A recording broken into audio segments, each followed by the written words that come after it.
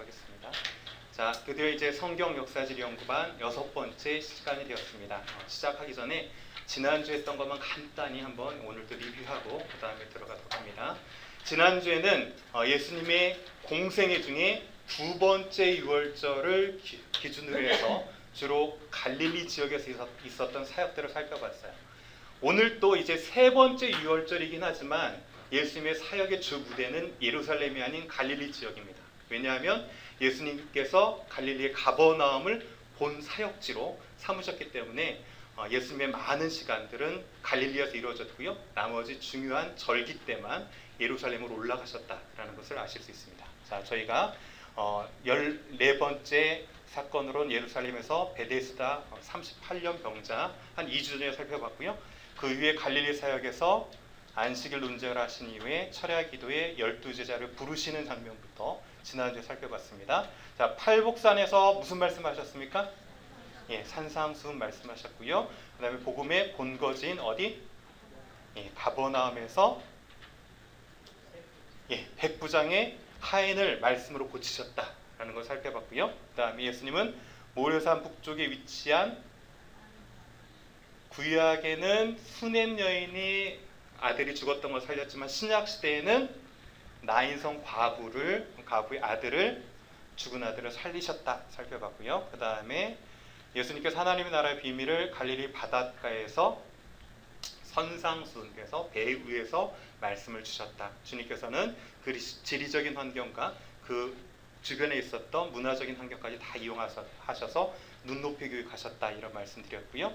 그 다음에 갈릴리 바다를 건너갈 때 풍랑을 잠잠케 하시고 가신 지역이 어디죠?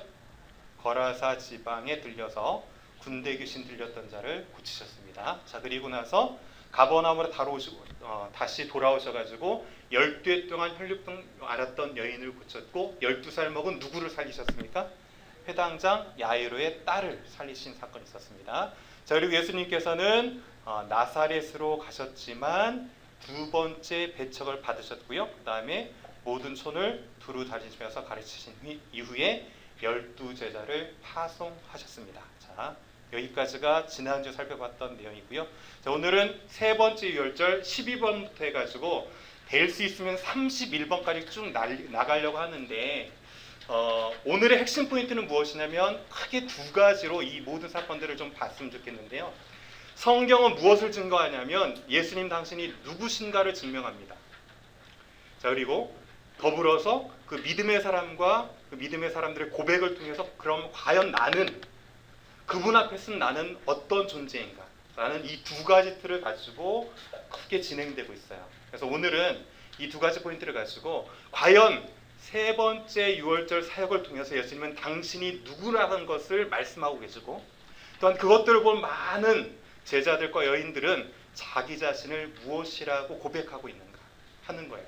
실은 믿음이라는 것도 다른 것이 아니고요. 성경에 드러난 예수 그리스도를 누구로 고백할 것인가와 더불어서 그분 앞에 섰을 때 나 자신을 무엇이라고 고백할 것인가 하는 것이 큰 믿음의 핵심 포인트라고 할 수 있거든요. 그래서 오늘은 그 큰 주제를 가지고 22번부터 쭉 진행해 보도록 하겠습니다. 자, 지난주에 이제 풍랑 만났고요. 그 다음 군대 귀신, 그 다음에 다시 돌아오셔가지고 지난주에 다 그리셨어요.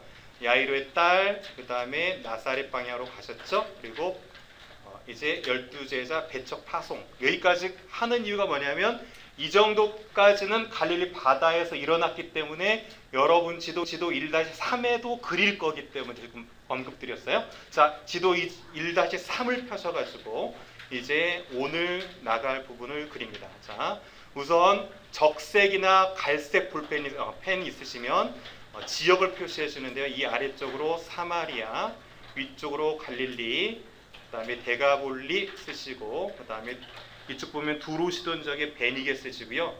그 다음에 이쪽 끝쪽 구석에다 수리아, 그 다음에 이쪽 아래 헬몬산 이렇게 쓰시면 되겠습니다. 자, 앞에 보시면서 쭉 쓰고 계시면 되겠죠.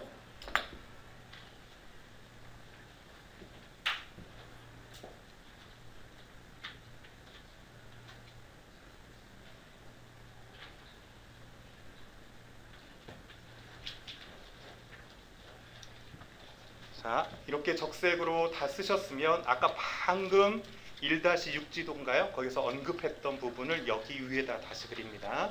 자, 가버나움에서 겔게사라고 되어 있는데요. 그 밑에 쿠루시라고 되어 있어요. 현대 지명으로는 쿠루시거든요. 거라사의 현대 지명입니다. 그래서 쿠루시 쪽으로 검정 화살표를 그어주시면 됩니다.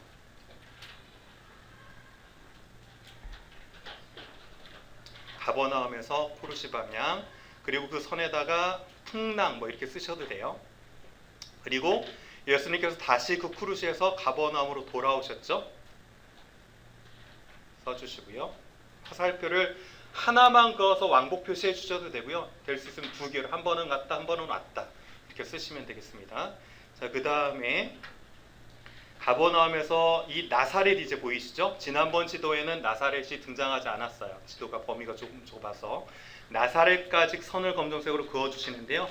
될 수 있으면 잘 보시면 회색으로 길이 나 있어요. 그러니까 그 길을 따라가시면 됩니다. 그래서 실은 가버나움에서 막달라라는 지역이 있어요.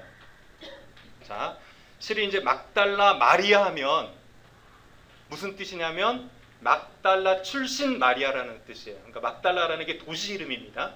자, 그 도시 이름이 어떤 의미인지는 제가 조금 이따 한번 설명드릴 거고요. 아무튼 막달라 지역을 통과하셔서 이제 아르벨이라고 하는 곳을 거쳐가지고 쭉 내려와 가지고요. 여기까지 내려오신 이후에 나사렛 방향으로 화살 표시를 해주시면 됩니다. 자, 여기서 예수님께서 나사렛을 2번 방문하셨는데 배척당하셨죠. 자, 그 다음에 12제자를 파송하는 그림. 그래서 그냥 4개 정도 화살표를 해가지고요. 뭐 거기에다 12제자 파송 쓰셔도 되고 안 쓰셔도 됩니다. 자, 그다음 이후에 오늘 예수님께서 어떻게 오병이어 현장인 베데스다 들녘에 도착하셨는지는 자세한 기록이 없어서 모릅니다. 아마도 뭐 길을 따라 가셨고 배를 타고 가셨고 뭐 이럴 수 추정은 가능하지만 정확한 기록은 없어요. 자, 그러니까 어떻게 하시냐면 오늘 이제 3년 차인데요. 녹색 펜을 꺼내셔가지고 점선으로 보시는 이쪽에 베데스다라고 되어 있는 물음표가 보실 거예요. 그쪽까지 녹색 펜으로 그냥 자유롭게 해가지고 그어주시면 돼요. 쭉 점점점. 근데 실선이 아니라 점선입니다. 왜냐하면 실선인 경우에는 정확한 길을 댈 수 있으면 표시하니까. 지금 보시면 점선으로 제가 그었죠. 정확하지 않으니까 어떻게 가셨는지 모른다는 의미입니다. 자, 그렇게 가셨으면 거기에다가 세 번째 유월절이라고 여러분이 나름대로 연도 구분하는 색깔이 있으면 쓰세요. 아셨죠? 저는 주로 연도 구분도 빨간색으로 했습니다. 그러니까 세 번째 유월절 쓰시거나 여러분이 두 번째 유월절하고 구분하기 위한 색으로 쓰시면 되고요. 자, 여기서부터 세 번째 유월절에 해당되는 사건이 시작된다는 얘기입니다. 아셨죠? 자, 그 밑에다 그래서 이제 뭐라고 쓰시냐면 22 쓰시고 오병이어 이렇게 쓰시면 됩니다.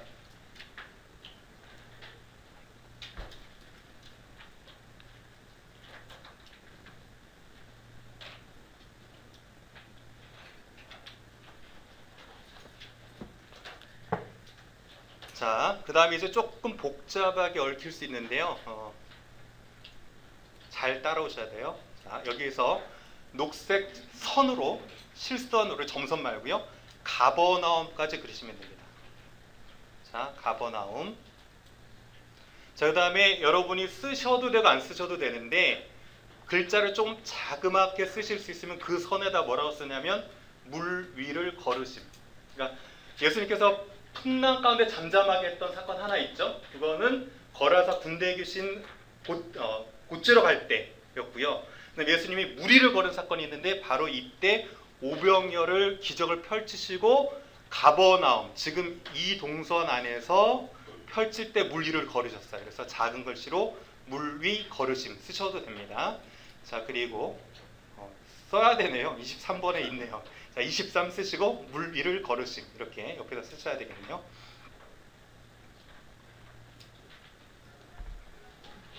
자, 그 다음에 예수님께서 게네사렛 막달라 지방으로 가시는데요. 자, 게네사렛 근처까지 선을 긋기에 너무 좁으니까 조금 더 밑에까지 내려와도 상관은 없습니다. 그래서 게네사렛하고 막달라 사이 정도 아무 곳이나 이렇게 그어주시고요. 그 다음에 그곳에 24 쓰시고 쓰시되 게네사렛 밑에다 쓰셔주셔야 돼요. 게네사렛 기노사르 이렇게 써져 있죠. 그 밑에다가 24 책망 쓰셔야 돼요. 아셨죠? 자, 그렇게 쓰신 이후에 이제 예수님께서 동선상 가장 많이 움직이는 선이에요. 자, 그래서 쭉 아까 같이 이 길로 나사렛 가는 길로 오셔가지고요. 이 밖에는 선을 그릴 수가 없으니까 뺑 둘러가지고요. 두로시돈 지역 방향으로 뺑 둘러주시면 됩니다. 자,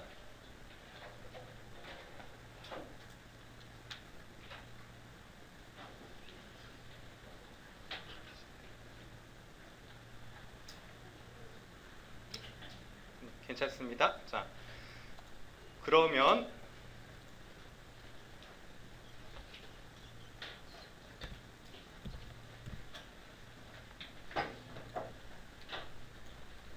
자, 그리고 베니게라고 썼던 그 근처는 아니면 두로시돈 화살표 쪽에다가 수로보닉의 여인 이렇게 쓰시면 돼요.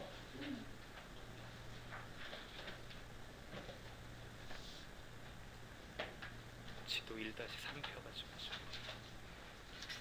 자, 여기까지 다 쓰셨죠? 예, 그 다음에 자, 될 수 있으면 지도 제일 바깥쪽으로 뺑 둘러주시면 됩니다. 뺑 둘러주셔가지고 실은 이 선이 아니고 더 크게 두셨는데요. 지도로 표현할 수 있는 최대 크기가 이 크기니까 이렇게 그런 겁니다.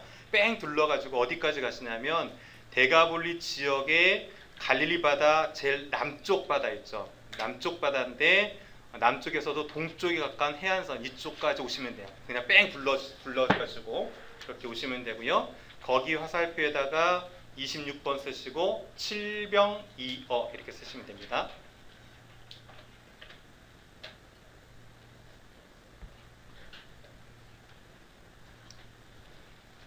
자, 그 다음에 정확히 이번에는 막달라를 향해서 바다를 건너주세요. 길로 오지 마시고 배를 타고 막달라까지 오시면 돼요. 자, 이곳 막달라 있죠? 자, 막달라까지 오시고 거기에다 27 쓰시고 막달라 밑에다가 27 쓰시면서 요나의 표적 이렇게 쓰시면 됩니다.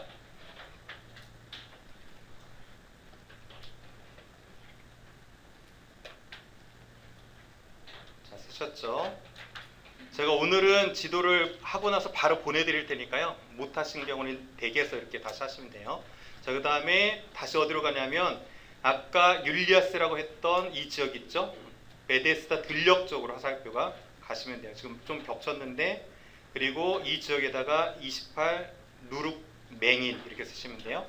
자, 배를 타고 가시면서 누룩에 대한 얘기를 제자들과 하셨고요. 도착하셔서 맹인의 눈을 띄우게 하셨어요. 자, 그래서 여기에다가 28 누룩 맹인 쓰시면 되고요. 자,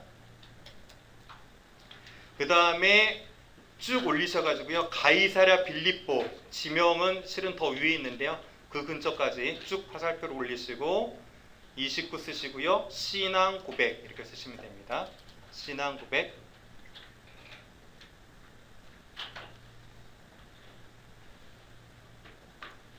자, 그 다음에 아까 없는 지명인데 헬몬산이라고 지도에 붙여서 쓰셨나요? 자, 거기까지 화살표를 하시고요. 헬몬산 옆에다가 내지는 위에다가 30 변화산 이렇게 쓰시면 됩니다. 30 변화산.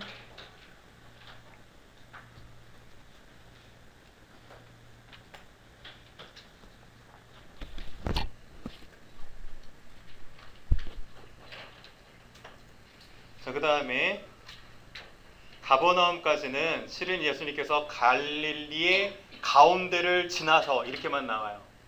그러니까 자유롭게 뭐 하셔도 돼요. 가운데를 지르는 모양으로 이렇게 해서 가버나움까지 오시고요. 그 가버나움 옆에다가 31 쓰시고 반세겔 쓰시면 됩니다. 자, 이렇게 하셔서 가버나움까지 오시고 가버나움 밑에 반세겔 이렇게 쓰시면 돼요.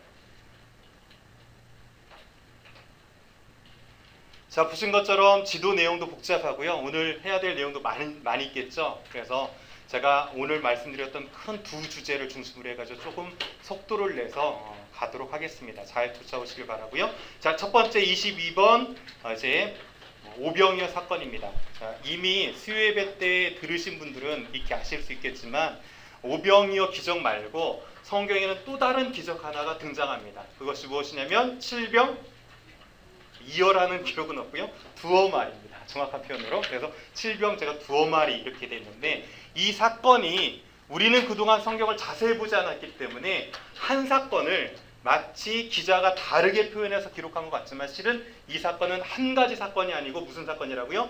두 가지 사건을 각각 기록한 것입니다. 자, 그래서 제가 그 구분에다가 마태, 누가복음, 그 다음에 마가복음, 요한복음 성경 구절을 지금 달아드렸고요. 똑같이 찾아보면 칠병에는 마가복음하고 마태복음만 등장하는데 이것을 비교해 봤을 때 어떤 차이가 나는가 하는 것을 이제 한번 보도록 하겠습니다. 첫 번째로 오병이어하고 칠병이어 두어 마리의 기적의 장소의 차이가 있는데 한 곳은 베데스다라고 하는 들녘이었고요. 한 곳은 데가볼리예요. 근데 이 사건이 일어나는 앉히신 장소가 있는데 이 장소는 오병이어는 잔디 위에 앉히셨고요. 그 다음에 칠병 두어 마리 기적은 땅 위에 앉히셨어요. 이것을 통해서 알 수 있는 것은 무엇이냐면 이 사건이 일어난 시기를 알 수 있죠. 이스라엘은 건기는 죽어도 뭐가 없을까요? 풀이 없어요. 자, 그러니까 베데스다라고 하는 잔디 위에서 있었던 것은 이것은 우기에 있었던 사건이라는 것을 알 수 있고요. 그 다음에 데가볼리는 척박한 땅 위에서 앉혔다는 걸 보시면 이거는 건기에 일어나는 사건이다라는 것을 알 수가 있습니다. 자, 그런데 잘 보시면 오병이어로는 5,000명을 먹이셨고 칠병 두 마리는 4,000명을 먹이셨죠. 자, 그런데 이 사건의 특이한 점은 무엇이냐면 먹고 남은 숫자가 있어요. 자, 이 숫자를 저희가 주목해 볼 필요가 있는데 답은 제가 드렸습니다. 오병이어는 12, 그 다음에 칠병 두어 마리는 7인데요. 자, 바구니가 남았습니까? 광주리가 남았습니까? 자, 오병이어는 12 바구니가 남았습니까? 광주리가 남았습니까? 광주리요? 바구니요?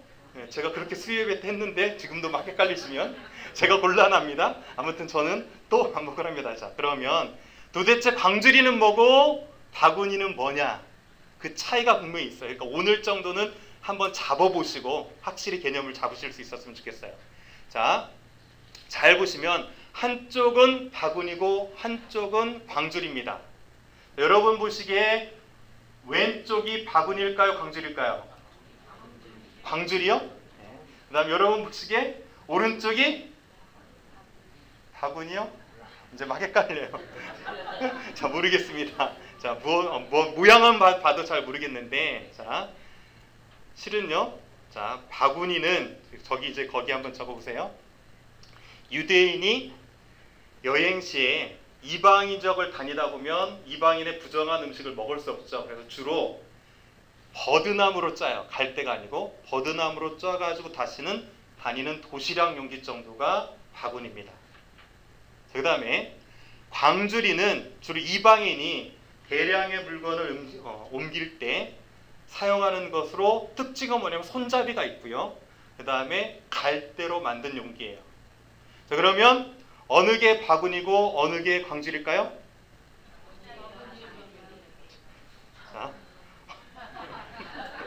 자, 보시는 왼편이 갈대로 짜진 것 같습니까?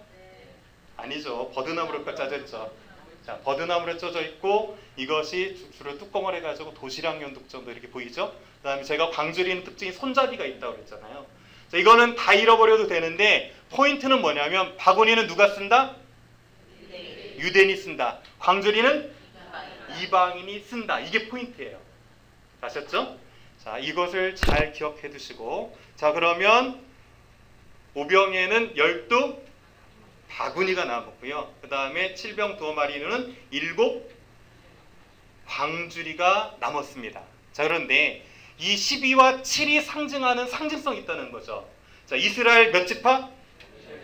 12지파. 10이라고 하는 것은 유대인을 다분히 상징하는 숫자일 수 있다는 사실이에요. 자, 그 반면에 가나안 몇 족속? 찾아보지 않고 그냥 대답하셔도 맞아요. 자, 몇 족속? 7족속입니다. 자, 그러니까 7이라고 하면 물론 완전수의 의미도 있기도 하지만 지금 지파나 족속수에서는 7은 이방인을 상징해요. 자, 이것뿐만 아니라 실은 베세다라고 하는 지역도 유대인들이 주로 거주했던 지역이 맞고요. 그 다음에 데가볼리라고 하는 것 자체가 제가 데카폴리스 하면 10개 이방 도시라고 그랬죠. 그러니까 이방인이 있었던 지역이 맞아요. 자, 그러니까 이 사건의 의미가 있냐면 똑같은 사건을 각기 달리 기록한 것이 아니고요. 예수님께서는 이 사건이 너무 중요했기 때문에 유대인 지역에 가셔가지고 메시지로 표적을 한번 딱 보여주시는 거고요. 이거는 유대인만 들어서는 안 된다라고 하면서 또 누구에게 가셨어요? 이방인에 가셔서도 똑같은 표적을 보여주셨다라는 사실을 알 수 있습니다. 자, 그러면 이게 왜 이렇게 중요한 것인가를 이제 따져보기 전에 구약 사건을 잠깐 우리가 이제 떠올려 봅니다. 자, 구약 사건에 비슷한 사건 한 가지가 있죠. 자, 어떤 사건이 있었습니까? 여러분 나눠드린 강의 안에 다 있잖아요. 자, 보시면 엘리사가요. 그러니까 엘리야는 누구를 뜻했죠? 세례 요한. 엘리사는 어떻게 보면 엘리야 뒤에 오는 선지자인데요. 구약 성경에서 기름 부음을 받아가지고 세우는 직책 세 가지가 있습니다. 첫 번째가 왕, 두 번째가 제사장, 세 번째가 선지자인데요. 이 선지자는 보편적으로 다 기름을 부어서 세운 기록은 없어요. 그런데 단 유일하게 기름을 부어가지고 세움받은 선지자가 있습니다. 자, 그게 누굴까요? 네, 어떻게 하셨습니까? 엘리사예요. 자, 그러니까 그 엘리사는 단순히 선지자의 직분을 감당한 것 이상으로 어떤 특별한 의미가 있었다는 것을 알 수 있죠. 자, 그런데 그 엘리사의 사역들을 잘 살펴보면 그 사역 중에 오병이어 기적과 비슷한 사건이 있었습니다. 자, 어떤 점에서 비슷한지 볼게요. 자, 한 사람이 무슨 떡 20개를 가져왔겠습니까?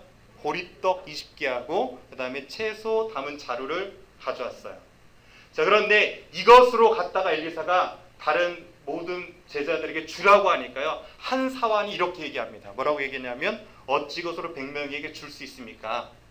어떻게 이런 일이 펼쳐질 수 있죠? 이런 내용이에요. 자, 빌립이 계산하면서 이런 얘기 하죠? 그렇죠? 자, 그리고 나서 이 사건의 특징의 마무리는 뭐냐면 여호와께서 말씀하신 대로 먹고 뭐 했다?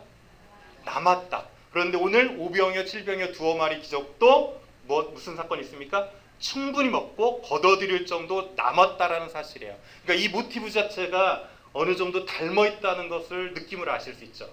자, 그런데 이것을 더 따져보면 실은 엘리사를 떠올리려고 하는 것은 아니었고요. 실은 이 사건 자체는 구약의 또 다른 영적인 의미가 있어요. 자, 오늘 일어난 이 장소를 무엇이라고 하냐면 들녘이라고 표시해요. 자, 그런데 벳세다 지역을 가보면 실은 벳세다 지역 자체가 뭐냐면 제가 고지 잡는 동네라고 했는데 고지가 아니고 고기입니다. 벳 하면 집이라는 뜻이고요. 째다 하면 고기를 잡다라는 의미가 있어서 어부라는 의미가 있습니다. 그래서 고기를 잡는 동네라는 뜻이고요. 그 지역에 율리아스라고 하는 큰 도시가 있었어요. 자, 그러니까 그 지역을 아는 누구라도 거기를 보고 빈들이라고 느낄 수 있는 곳은 아니라는 사실이에요. 자, 그런데 오늘 유독 모든 성경 저자 마태, 마가, 누가는 그 지역을 뭐라고 쓰고 있어요? 빈들이라고 쓰고 있어요. 자, 여러분 왜 하필 그 지역을 소개할 때 보시는 것처럼 푸른 잔디가 마가복음에 있다고 했는데 그 지역을 빈들이라는 표현을 썼냐고요. 자, 실은 이 빈들이라는 단어는 헬라어로는 에레모스라는 단어인데요. 이 에레모스라는 단어는 히브리어를 어떤 단어를 번역할 때 꼭 에레모스라는 단어로 번역을 합니다. 자, 그 단어가 뭘까요? 광야예요. 그러니까 광야를 번역할 때 쓰는 단어가 뭐냐면 에레모스인데 지금 이 장소가 일어났던 것이 단순히 비어있는 들이라는 의미가 아니고요. 이 사건이 일어난 것은 어디다라는 걸 강조하고 있어요?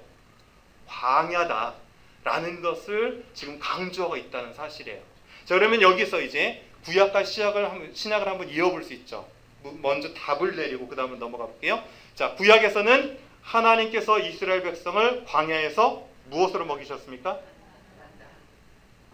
만나로 먹이셨어요. 자, 너희가 광야 생활을 했는데 너희가 생명을 유지할 수 있었던 것 한 가지는 무엇이냐면 하나님께서 만나를 주셨기 때문에 너희가 생명을 유지한 것이야, 이 말이에요 지금. 자, 그렇죠? 그런데 신약에서는 이제 하나님의 아들이신 예수님께서 이스라엘 백성을 어디에서?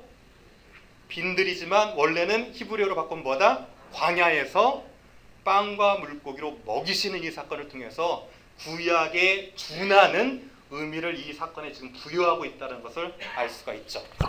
자, 그러면 구체적으로 이제 한번 살펴보도록 합니다. 자, 이 사건은 그렇게 이방인적, 유대인적에서 있었을 뿐만 아니라 마태, 마가, 누가 복음뿐만 아니라 요한복음까지 해가지고 사복음서에 모두 기록될 정도로 중요한 사건이었어요.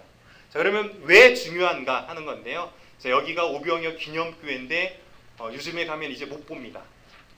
성지순례 가셔도 이 모습 그대로는 못 보세요. 자, 왜 그럴까요? 유대인이 불을 질러버렸습니다. 올해 이 교회 자체를.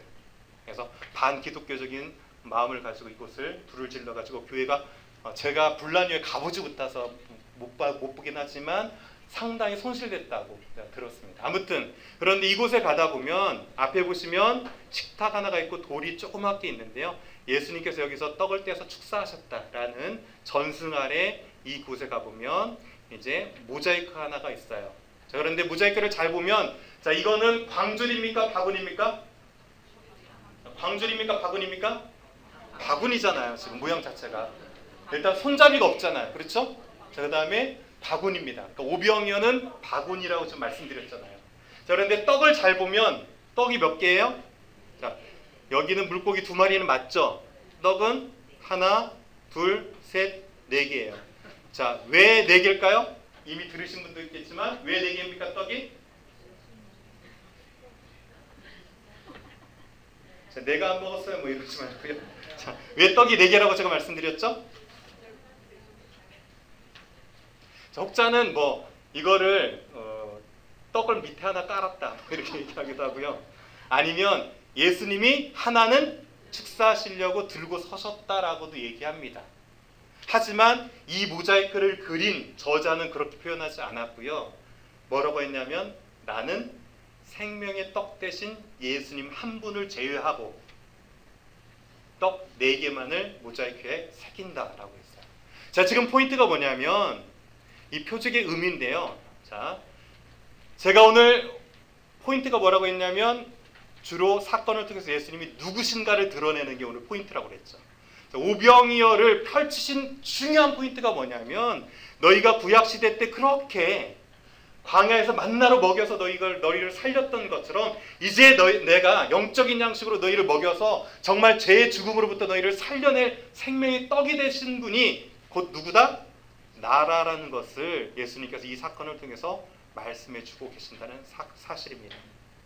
자, 그러면 이 생명의 떡이 되신 예수님에 대한 이미지를 제가 조금 더 그려보도록 하겠는데요. 자, 저는 제일 궁금한 것 중에 하나가 과연 예수님께서 오병이어를 어떻게 일으키셨을까 하는 거예요. 기적 자체를. 자, 기도를 딱 하니까 떡이 늘어났을까요? 그럼 오병이어 물고기 2마리 떡 5개로 어떻게 그 수많은 사람을 먹이면서 그 기적이 펼쳐졌을까? 되게 막 궁금해요. 자, 그런데 자세히는 모르지만 넌지시할 수 있는 표현들이 나옵니다. 잘 보시면 떡을 가지사, 그렇죠? 떡은 일단 들었어요, 그렇죠? 그다음 제일 먼저 하신 게 뭐예요? 축사하셨어요. 감사 기도를 올리셨고, 그다음 표현이 어떻게 돼 있죠? 떡을 떼었어요. 자, 떡은 뗀다는 표현이 뭐예요? 떡을 찢는다는 표현입니다. 그러니까 이거는 보통 이제 누룩이 들어가 좀 부드러운 떡이거든요. 그러니까 떡을 딱 찢어가지고 주는 거예요. 그러면 떼어서 줬다는 얘기는 떼어서 제자들에게 줬고요. 그것을 받은 제자들이 또 무리에게 날려줬다는 얘기예요. 그러니까 모르긴 몰라도 예수님이 손을 몇 번 정도 움직인 거예요, 지금?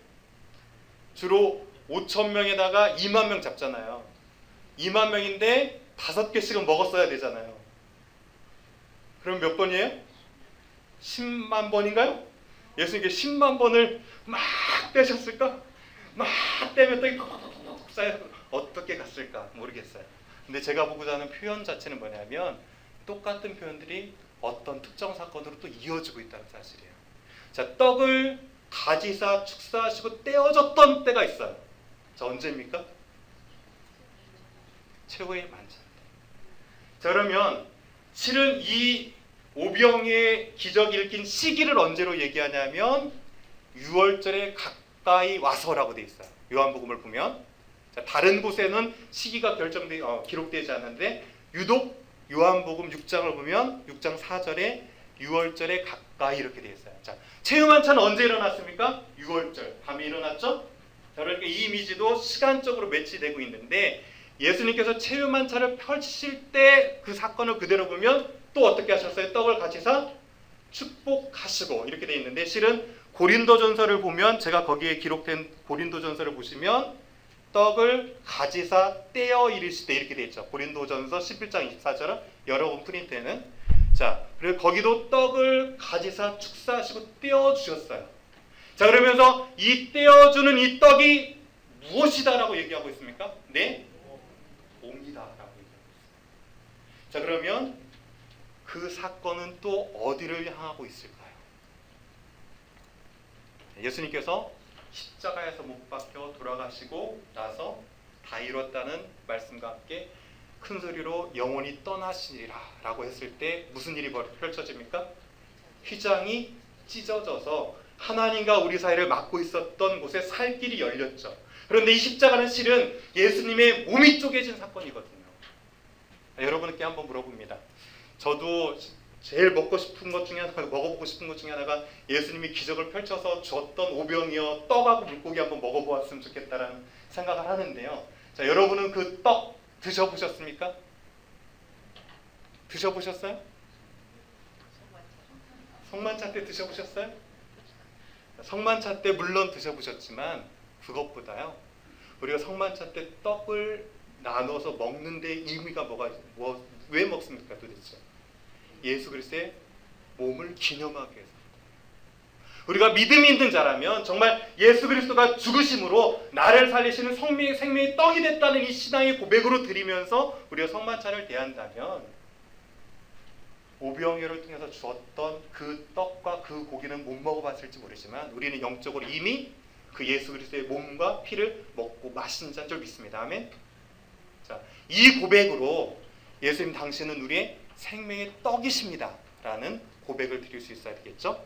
자, 그 다음에 이제 요한복음에만 유독 독특하게 표현된 표현들이 나와서 자, 그 표현들에서 잠깐 살펴보면 자, 떡은 어디에서 나왔다라고 얘기합니까? 출처는 한 아이가 가져왔다라고 되어 있어요. 다른 복음서에서는 기록되지 않았어요. 그러니까 마태, 마가, 누가가 보지 못한 또 다른 면을 누가가 요한이 보충하면서 기록하고 있는데 한 아이가 가져왔다라고 되어 있고요. 떡은 다른 데는 떡 되어 있지만 요한복음은 뭐라고 되어 있을까요? 자, 밀로 만든 떡이 맛있습니까? 보리떡이 더 맛있습니까? 밀인가요? 떡 하니까 감이 안 오시는데 자, 보리빵이 맛있습니까? 밀빵이 맛있습니까? 물론 요즘에는 보리빵이 웰빙입니다. 자, 그렇지만 그 당시 때는요, 보리떡, 보리빵 하면 하류계층 사람들이 먹던 겁니다. 그러니까 이것이 되게 거칠고 그 다음에 평소 때 잘 먹지 않고 그랬던 것이에요. 그러니까 하찮은 음식을 뜻합니다. 자, 그 다음에 공간복음과 요한복음을 원어로 딱 보면 드러나는데요. 자, 공간복음에는 물고기를 그냥 익티스라고 표현되어 있어요. 자, 이 단어는 뭐냐면 일반 물고기를 뜻합니다. 자, 그런데 요한복음만큼만 익스티스라고 표현하지 않고 뭐라고 되어 있냐면 옵사리온으로 되어 있어요. 자, 옵사리온의 뜻 자체가 뭐냐면 빵에 곁들여서 먹는 물고기인데요. 어떻게 빵에다 곁들여 먹냐면 자, 이 물고기들은 보시는 것처럼 앞에 큰 고기가 아니고요. 이런 그냥 물고기만 먹는 그런 고기가 아니고요. 자, 작은 것으로요. 주로 정어리과에 속할 정도로 작은 물고기예요. 자, 그런데 이것을 버리면 가난한 사람들이 주워다가 절입니다.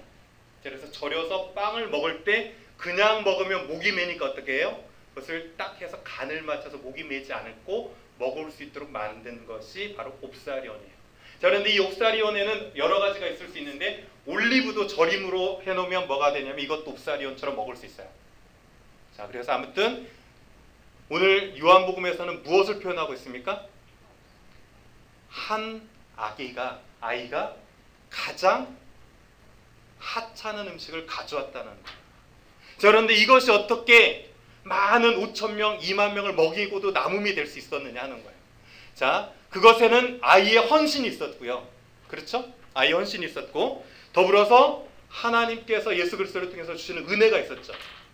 자, 그리고 제자들이 어떻게 했습니까? 열심히 섬김의 수고를 했죠. 실은 그래서 하나님 나라의 풍성함은 어디 있느냐? 여러분이 작게 여기는 것을 정말 주님께 드리는 마음으로 헌신했을 때, 정말 내가 보기에도 세상 사람들이 보기에도 하찮고 정말 작지만 주님 이것 사람에게 드리는 것이 아니라 당신께 드립니다라는 이 헌신된 마음으로 드려질 때 그곳에 하나님의 은혜가 더해지고 이 더해진 것에 믿음의 사람들의 섬김과 수고를 통해서 하나님 나라가 확장되어질 줄 믿습니다.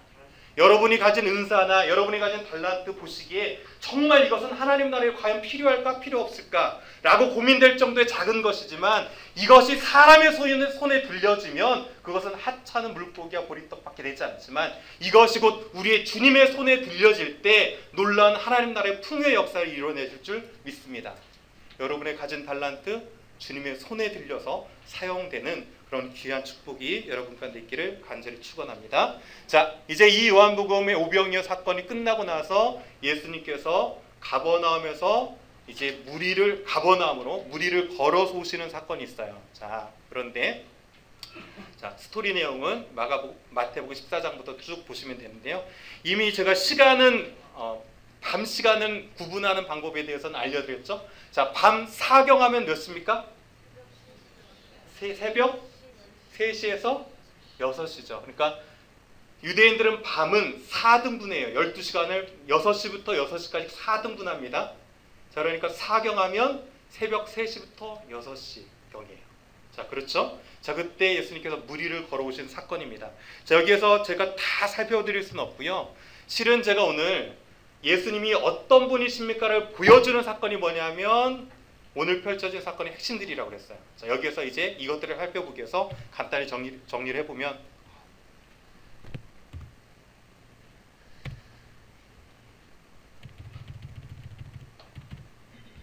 자, 바다와 배와 풍랑이 상징하는 것들이 있다는 사실이에요. 성경에서 등장할 때마다 바다는 세상을 상징하고요. 풍랑은 고난을 상징합니다. 그리고 배는 인생을 상징할 수 있어요. 자, 그러면 우리가 세상 가운데 인생을 살아가면서 당할 수 있는 고난의 모습을 통해서 이제 이것들 가운데 그 예수님이 어떤 분이신가를 표현해 주는 것이 오늘 이 사건으로 볼 수 있는데요. 자, 이 사건 중에서 핵심적인 것들만 보도록 하겠습니다. 자, 여기서 이제 간단히 질문합니다. 자, 베드로는 물 위를 몇 번 걸었나요? 베드로는 물 위를 몇 번 걸었나요?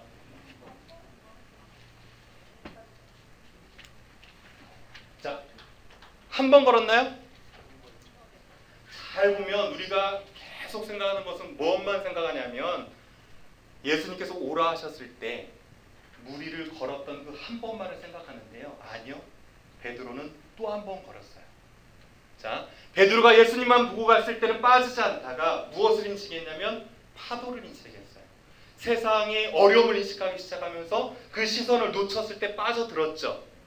그 다음에 오늘 본문을 잘 보면 그 빠져든 상태에서 무엇이라고 했냐면 주여 나를 구원하소서라고 외쳤습니다. 자, 그러자 예수님께서 뭐라고 되어 있냐면 즉시로 되어 있어요. 즉시 손을 내밀어서 그를 잡아서 다시금 어떻게 했어요? 물 위로 던져주셨고요. 그 이후에 예수님께서 배에 함께 오르셨다고 되어 있어요. 자, 예수님께서 이렇게 걷지 않았다는 얘기예요. 물에 지금 물에서 나를 보고다가 빠졌죠? 건져가지고 오면서 너 왜 이렇게 믿음이 적었어? 한 번. 너 왜 이렇게 나만 보고 라니까 두 번. 이렇게 물에다 빠져가면서 온 것이 아니고요. 물 위를 함께 걸어오셨다는 사실이에요. 자, 이것을 통해서 우리가 잡을 수 있는 교훈이 무엇이냐면 믿음의 사람은 세상의 풍랑과 고난 가운데 빠지지 않고 걸어갈 수 있는 방법이 하나가 있는데요. 예수님만 바라보고 가면 빠지지 않습니다. 자, 그런데 저나 여러분이나 우리 자신을 너무 잘 알지만 우리는 너무 연약해서요. 우리 시선을 주님께만 잘 맞추고 가면 되는데 그렇지 못하고요. 삶의 풍파들이 몰려오면 그것들을 인식하기 시작하면서 고난에 함몰돼서 점점 빠져들어가요. 그때 우리가 다시금 무리를 걸 수 있는 방법이 있는데 그것이 무엇이냐면 주여 나를 구원하소서라고 외치면 그때 주님께서는 우리를 다시금 어떻게 하신다고요? 건져서 물 위로 걷게 하신다고요. 고난을 딛고 일어서게 하신다고요. 제가 이 본문을 나눌 때마다 꼭 생각나는 사람 한 분이 있습니다. 무슨 일이 있었냐면, 제가 이제 이스라엘에서 갈릴리 바다에서 이제 가이드를 하는데 무슨 일이 펼쳐졌냐면, 시애틀 연합 장로교회 장로님이었어요. 무슨 일이 펼쳐졌냐면, 하와이에서 아들이 수영하다 빠져 죽었습니다. 성지순례 하는 중간에. 근데 누구만 알았냐면 저하고 담임 목사님만 알았어요. 그 사실을 알고 그 다음날 담임 목사님이 아무 얘기하지 않고 장로님한테 다 아무것도 물어보지 말고 나하고 그냥 시애틀로 다시 가자고만 하셨어요. 이런 상황이었는데 제가 딱 배에서 나눴던 설교 내용이 이 내용이거든요. 어떤 마음으로 나눴냐면, 그분에게는 모르겠습니다. 지금 장로님으로서 신앙생활을 잘 해오면서 어떻게 보면 예수님만 바라보고 무리를 잘 걸어갔을지 모르겠어요. 그런데 다른 것도 아니고 온 교인이 성지순례로 와가지고 은혜 받기 위해서 주님 안에 있다고 생각했는데 무슨 일이 펼쳐졌어요? 아들이, 그것도 큰 아들이 수영하다 빠져 죽었어요. 그때 제 마음으로, 그리고 보내놓고 모든 성도들이 기도 한 가지 했는데요. 어떤 마음으로 기도했냐면, 그 장로님 혹시 물 아래로 빠져드는 일이 있을지 모르지만 주님 다시금 나를 구원하소서라고 외치는 이 믿음의 고백을 통해서 그 고난의 역광을 딛고 일어서는 귀한 승리함이 그분의 삶 가운데 있을 수 있도록 주님 붙들어 주소서라고 함께 기도했습니다. 여러분, 저나 여러분이나 이 세상 가운데 물 아래로 빠져들지 않는 그런 믿음의 승리만이 계속 이어질 수 있으면 참 좋겠지만, 혹시 여러분의 삶 가운데 그 고난의 무게가 너무 커서 물 아래로 빠져들거든, 오늘 베드로가 외쳤던 것처럼 주여 나를 구원하소서라고 믿음으로 고백하면 그분께서는 우리의 손길을 외면하지 않고 즉시로 우리의 손을 잡아주시고 물 위로 다시금 걷게 하시는 축복의 역사가 우리 삶 가운데 있을 줄 믿습니다. 자, 그러면 때로 이런 외에 도저히 이해되지 않는 사건들이 우리 삶 가운데 고난이라는 이름으로 찾아온다는 거예요. 자, 이런 고난을 겪고 나서 제자들이 변한 것 한 가지가 있어요. 자, 예수님을 무엇이라고 고백했을까요? 하나님의 아들입니다라고 고백했어요.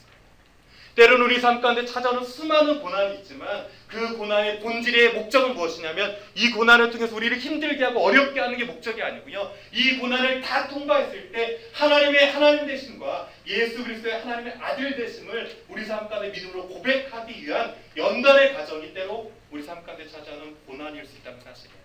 여러분, 고난의 그 앞에서 예수 그리스도의 하나님의 아들 되심을 믿음으로 발견할 수 있는 저와 여러분 되어지기를 주의 이름으로 간절히 축원합니다. 자, 아멘. 자, 그 다음에 이 사건이 끝나고요.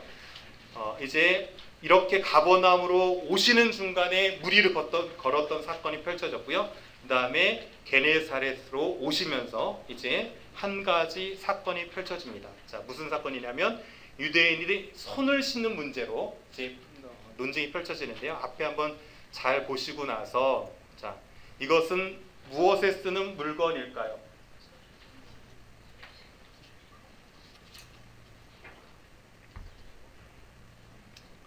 자, 여기 보시면 제일 여러분 보시는 왼쪽에 보면 이거는 쿰란이라고 하는 데서 발견된 것인데요. 쿰란이라고 하면 사해사본 들어보셨죠? 그 사해사본 발견됐던 곳의 쿰란 공동체에서 발견된 오래된 물건입니다. 자, 그 다음에 이거는 뭐냐면 주로 통곡의벽 근처에 가면 뭐 있는 것들일 수도 있어요.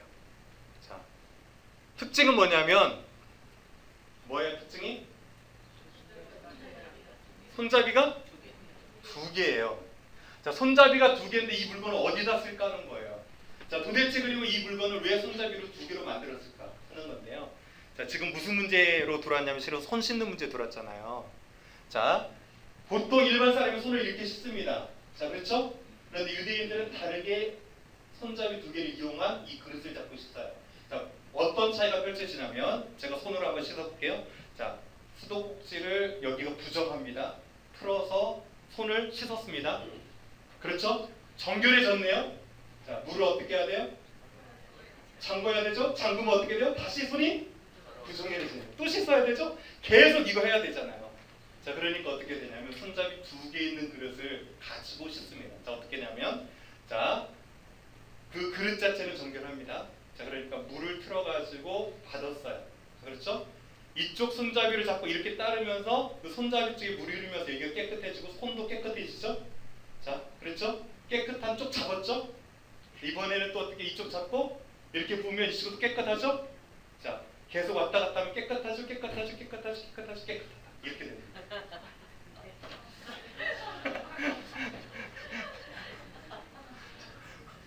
우리가 보기에는 똑같은 건데요. 자, 어떻게 한다고? 이 정도로요. 생활에 있어서 손 씻는 것 하나로도요. 그냥 넘어가지 않는다고. 자, 실은 이제 손 씻고 나서도 이제 거기 말리는 법까지 다 써놨어요. 자, 읽어보시면 말리는 법도 써놨는데요. 실은 손 씻을 때 손은 위로 들여서 씻지는 않습니다. 자, 왜 그러냐면 씻을 때 부정한 물이 어떻게 해요? 자기 몸으로 오잖아요. 그래서 손을 들어서 씻자고 반드시 내려서 정결하게 다 씻고 말릴 때는 위로 올려서 말립니다.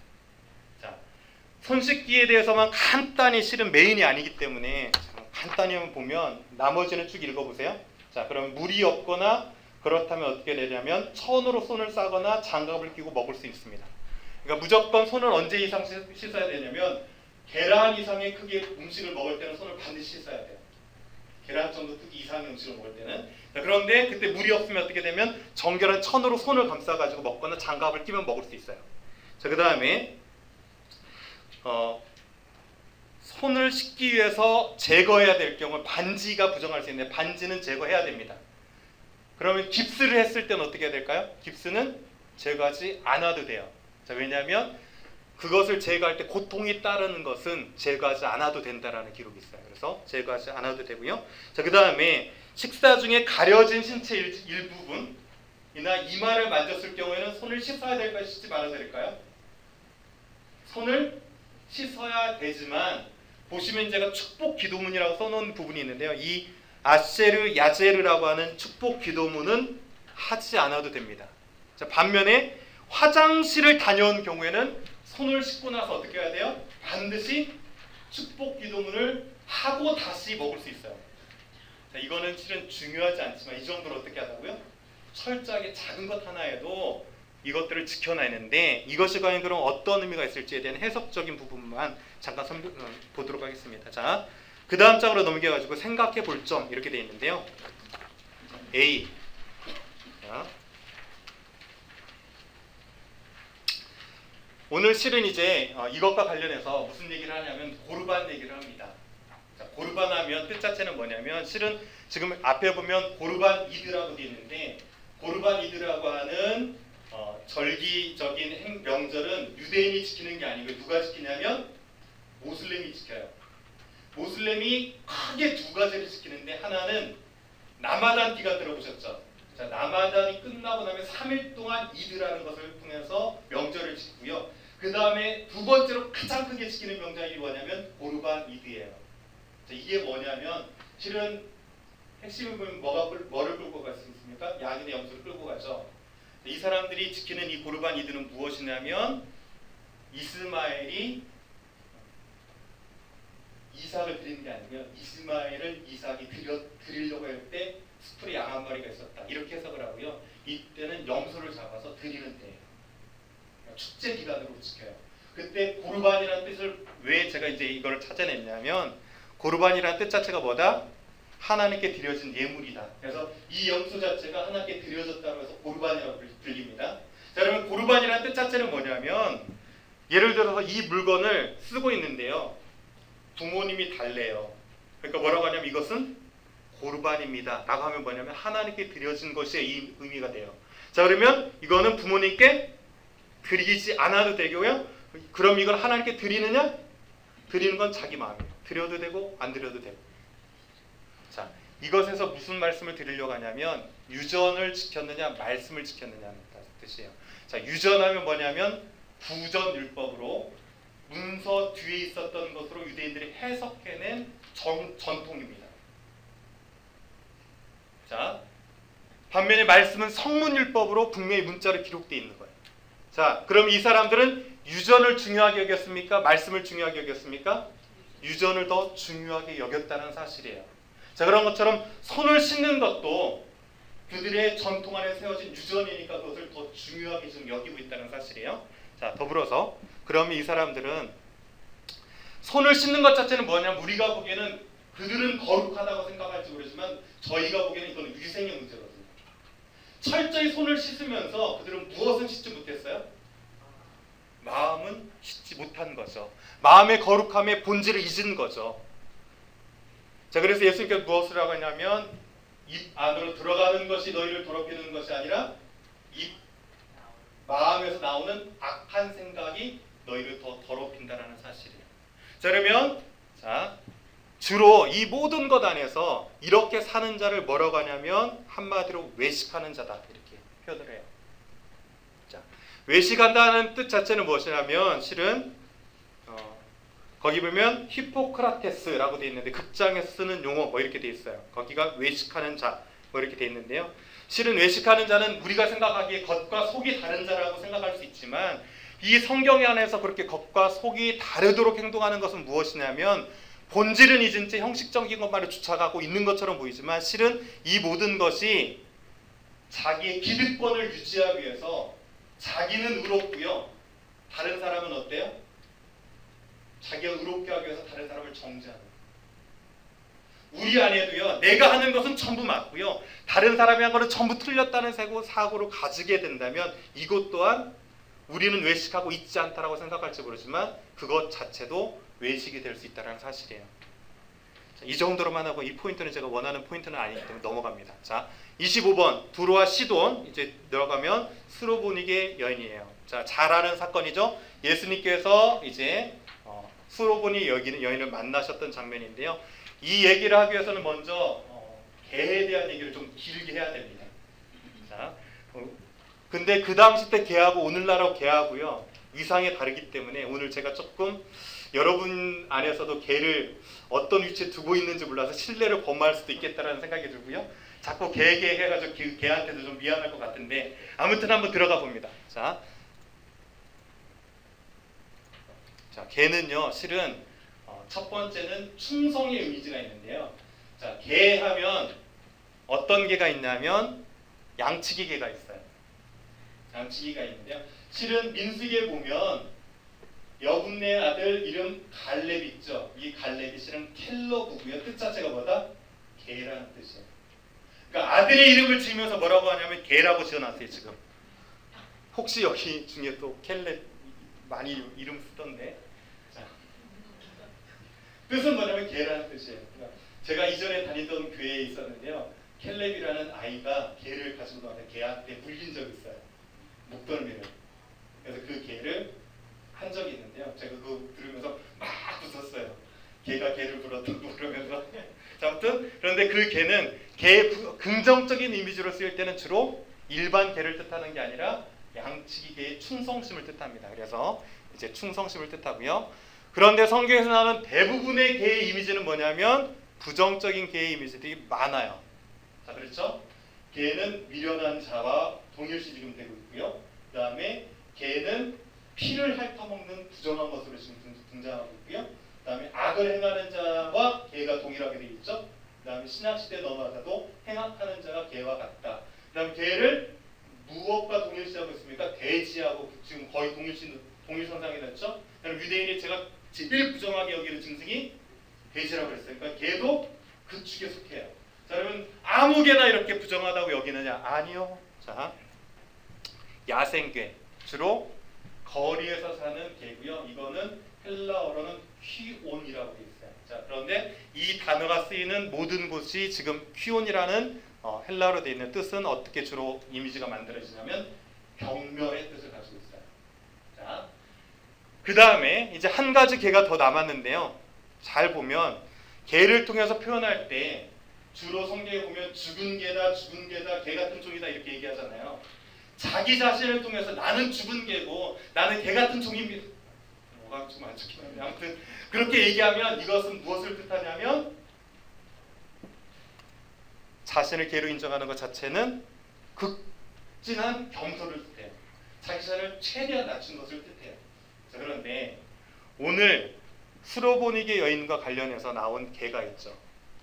자, 여기에서 예수님께서 자녀로 먼저 배불리 먹게 할지니 자녀의 떡을 취해서 개들에게 던짐이 마땅치 않다라고 했던 이 개는요, 이전까지 등장했던 개라고 쓰였던 헬라어가 아닙니다. 자, 애완용 개 뭐 이렇게 볼 수 있는데 집에서 기르는 개예요. 그러니까 그런데 제가 여기다 물음표를 찍어놓은 건 뭐냐면 여러분이 생각하는 그 애완용 개는 아니라는 사실이에요. 오늘날의 개 위상이 너무 높아져가지고요. 애완용하면 여러분이 생각하는 개가 있는데 이 개는 그 정도 이상의 개는 아닙니다. 단지 길거리에서 다니지 않고 집 안에 들어와 있는 작은 개를 뜻해요. 자, 그래서 이것을 가지고 어떤 사람은 해석을 할 때 이렇게 해석하는 예수님은 그 여인을 개 취급했는데 정말 그 집 밖에 사는 야생개로 경멸의 표시로 그 단어를 쓰지 않았다. 예수님 자체도 그래서 그 여인에서 어느 정도 존중했다. 뭐 이렇게 해석하는데 그게가 그게 아닌가요? 실은? 자, 그래서 실은 이 개라고 하는 것은 물론 퀴나리온이라고 하는 단어를 썼지만 이것에서 뜻하는 것은 무엇이냐면 자녀는 유대인을 뜻하고요. 개는 무엇을 뜻해요? 이방인을 뜻해요. 자, 그런데 잘 보면 이 여인의 믿음이 내 소원대로 될 것이다 라는 얘기를 하거든요. 내 믿음 때문에 내 소원대로 될 것이다. 자, 이 여인의 믿음이 뭐였을까요? 자, 이 여인의 믿음. 지금 나는 뭐라고 고백하는 거예요? 나는 개입니다라는 고백입니다. 자, 그런데 개라고 인정하는 순간 이것이 어떻게 믿음까지 이어가는지 단계를 거쳐서 표현합니다. 자, 개가 있었으면 주인은 지금 누구라고 인정하는 거예요? 예수님, 당신이라고 인정하는 거고요. 주인에게 반드시 종이나 개가 바쳐야 되는 게 뭐가 있냐면 충성이에요. 그렇죠? 자, 그런데 이 충성의 대가가 있는데 이 충성은 그냥 하는 것이 아니고요. 무엇이 있어야 충성할 수 있냐면 그 주인이 나를 어떻게 해준다? 반드시 어떻게 해준다? 보호해주고 돌봐준다는 믿음이 있어야만 뭐가 될 수 있어요? 충성할 수 있거든요. 그래서 이 여인의 믿음은 뭐냐면 당신은 나의 주인이시고 나는 개입니다라는 이 고백 안에서 나는 정말 당신의 은혜가 없으면 살아갈 수 없는 자입니다. 당신이 나를 돌봐주지 않으면 나는 도저히 살아갈 수 없는 이런 작은 자입니다라고 자기 자신을 고백하고 있다는 사실이에요. 제가 오늘 두 번째 포인트로 뭘 말씀드렸냐면 나는 과연 성경 앞에서 믿음 앞에서 누구로 나를 자신을 인정하며 살 것인가라는 것을 생각해 보십시오라고 했죠.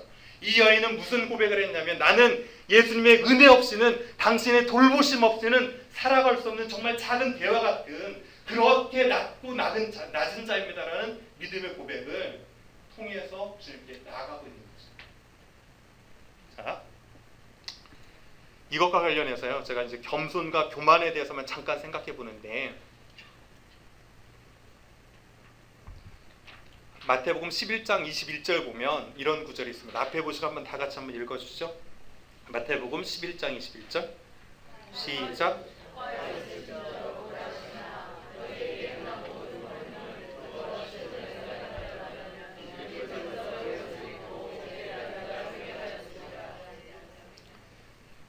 자, 두로의 시돈에게 이 같은 권능을 행했으면 그들은 베옷을 입고 회개했을 것이다. 그런데 이 고라시는 왜 이렇게 회개하지 않았느냐 이렇게 지금 얘기하고 있거든요.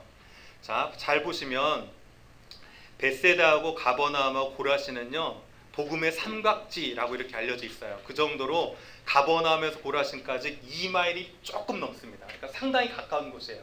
자, 그런데 예수님께서 가버나움을 복음의 본거지로 삼았다고 그랬죠. 늘 복음을 전했어요. 자, 고라신 사람들 예수님이 전한 복음 들었을까 못 들었을까요? 거리가 2점 몇 킬로밖에 안 되고요. 고라신이 더 높아요. 올라가서 딱 보면 가버나움 보일까 안 보일까요?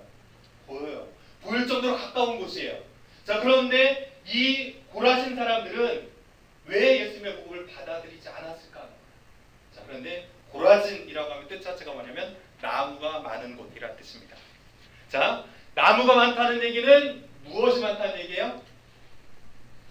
아무 곳에 나무가 막 자라는 나무가 많다는 얘기는 물이 많다는 얘기고 비가 많이 와서 풍부하다는 뜻이에요. 자, 그런데 탈무드를 보면 이 고라진이라고 하는 지역은 유대 이스라엘 지역에서 최고급 보리나 밀이 나오는 것으로 알려져 있어요.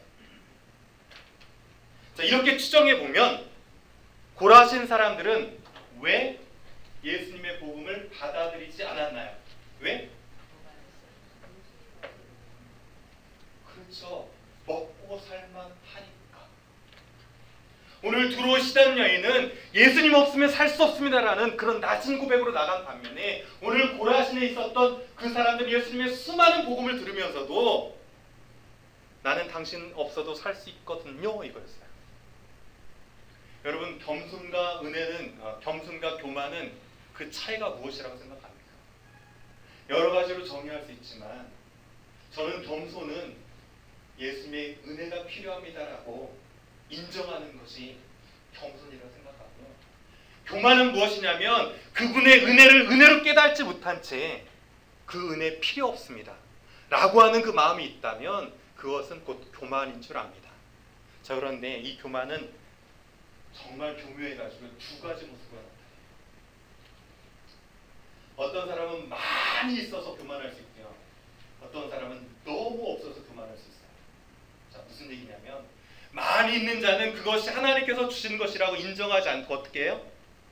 이것은 내가 가진 것이라고 하면 하나님을 인정하지 않죠. 반면에 너무 적은 자는 신앙생활을 하면서 어떤 태도를 가지고 있냐면 주님 제발 좀 더 주세요. 더 주세요. 난 이것 안에서 만족할 수 없어요. 내 삶이 이거밖에 안 되는데 주님 내 어려운 건 아시죠? 더 주세요. 더 주세요. 더 주세요 하면서 지금 삶 자체가 하나님의 은혜로 되어진다는 것을 인정하지 않는 것도 열등감에서 나오는 교만일 수 있다는 사실이에요. 여러분, 여러분이 가진 것이 많든지 적든지 그것이 하나님의 은혜임을 알고 그 하나님의 은혜를 인정함으로 교만에 빠지지 않고 겸손할 수 있는 여러분 되어지기를 주님의 이름으로 간절히 축원합니다. 자, 그래서 교만이란 주님의 필요를 부인하는 것. 전 나름대로 이렇게 정리해봤습니다. 자, 그 다음에 지도를 통해서 보면 이렇게 이제 두로와 시돈 지역에서 뺑 둘러가지고 아마 다메섹 정도까지 쭉 이어갔을 거로 생각되고요. 데가볼리 지역으로 와가지고 칠병 두어 마리. 이때 이제 에바다 열려라라고 해가지고 귀와 입을 여시는 사건이 있죠. 자, 그리고 나서 이제 막달라 달마누다 이렇게 되어 있는데요. 미그달 하면 뜻이 뭐냐면 망대라는 뜻입니다. 자, 그런데 히브리어는 자음만 똑같거든요. 미그달 하면 미음, 기역, 디귿이죠. 막달라 하면 미읍, 디귿, 니을이죠. 그래서 자음이 똑같죠. 그래서 뜻 자체는 망대의 도시 뭐 이런 뜻이 있을 수 있는데 모르긴 몰라도 그 당시 때는 고기를 보관하는 방법이 염장이 있었고 또 뭐가 있었을까요? 훈제가 있었는데 이 지역은 훈제를 하면서 고기 유통을 하면서 잘 보관하면서 그것이 발달돼가지고 높은 곳에 망대, 불뚝들이 있는 것이 유래가 돼서 이 지역을 뭐라 불렀다? 막달라고 불렀다, 덜하더라 뭐 이렇게 추정할 수 있습니다. 자, 그러면 이 막달라에서는 무슨 일이 펼쳐지냐면 자, 요나의 표적밖에 구할 것이 없다 뭐 이런 표적에 대한 것인데 하늘로부터 온 표적을 좀 보여달라 라고 하니까 이제 예수님께서 답답해가지고 이런 말씀하시죠. 보셔가지고 지금 막달라 지역이고요. 너희가 아침에 하늘이 붉은 것을 보면 뭐라고 얘기합니까? 날씨가 흐릴 것을 알고 저녁에 해가 하늘이 붉은 것을 보면 그 다음 날씨가 좋을 것을 알면서 이 천지를 잘 분간하면서 하나님의 표적은 왜 분간하지 못하느냐 뭐 이런 얘기하는데 거기와 관련돼서 잠깐 이제 다른 지역을 살펴보면 누가복음을 보면 이런 구절이 있어요. 자, 서쪽에서 구름이 이는 것을 일면 무엇을 하려고요? 소나기가 온대요. 자, 그런데 여러분 이스라엘을 중심으로 해서 서쪽에 있는 곳이 어디입니까?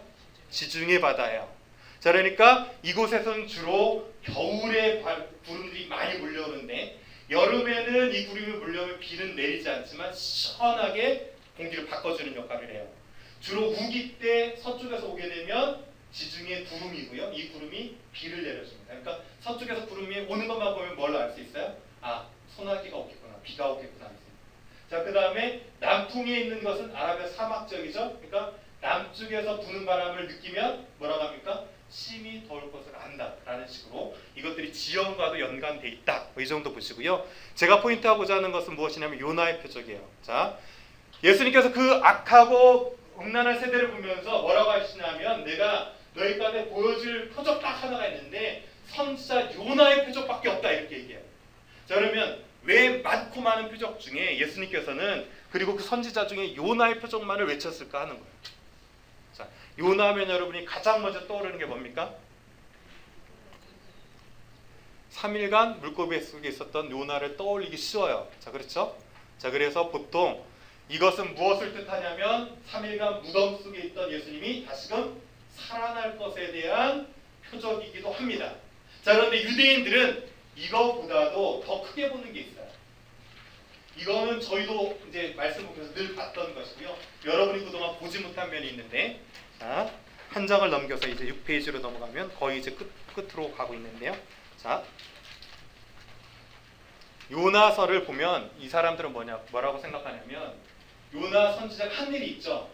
니느웨가 죽을 죄로 악이 하나님께 상달돼가지고 파괴되기 직전이었어요. 그런데 요나가 가서 무슨 일이 있습니까? 3일 길에서도 하루 길만 대충 가서 복음을 전했더니 너희들 멸망할 거야 이렇게 떠들어댔더니 어떻게 되어버렸어요? 이 니느웨가 객부터 왕까지 죄를 다 뒤집어쓰고 회개했어요. 그러므로 파괴 역사가 어떻게 됐습니까? 생명을 얻었어요. 그래서 요나라는 사람의 요나서를 딱 보면 유대인들은 아, 이 요나는 대속의 주체자구나 라고 생각을 하면서 죄로부터 회개와 구원을 받을 수 있도록 이끈 사람이 누구다?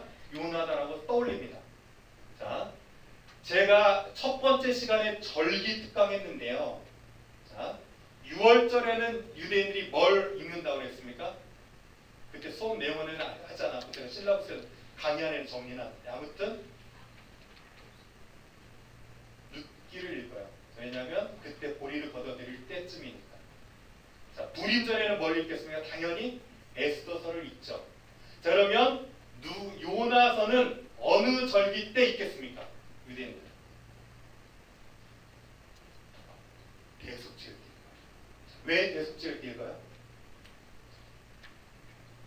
그렇게 요나의 말씀을 듣고 니느웨가 회개함으로 생명을 얻었던 것처럼 이 요나서의 담겨 있는 그 대속의 주제들을 통해서 자기의 죄를 회개하면 하나님께서 이방인을 이렇게 용서하셨는데 우리 또한 용서하실 거라는 믿음을 가지고 요나서를 읽습니다. 특이하게.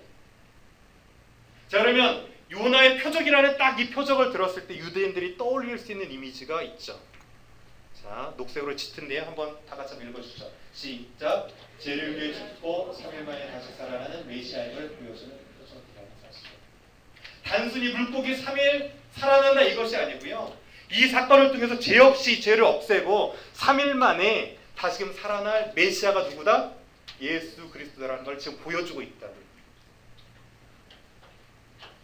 그런데 오늘날의 시대도 시대의 많은 것들은 마치 날씨를 불가분간하듯이 똑같은 빨간 하늘을 아침에 보고 저녁에 보면 이것이 어떻게 다를 것까지 잘 알면서 예수 그리스도의 수많은 표적, 생명이 떡이 되시는 표적과 하나님의 아들 되는 그 무리를 걷는 표적을 보여주고 있음에도 불구하고 유대인들은 알았다 몰랐다 알지 못하니까 예수님께 너무 답답해서 내가 너희들과 요나의 표적 말고 또 무엇을 보여주겠느냐 이렇게 항변하고 있는 것이 오늘 이 예수님께서 펼쳐주셨던 사건이죠. 자, 이렇게 해가지고요.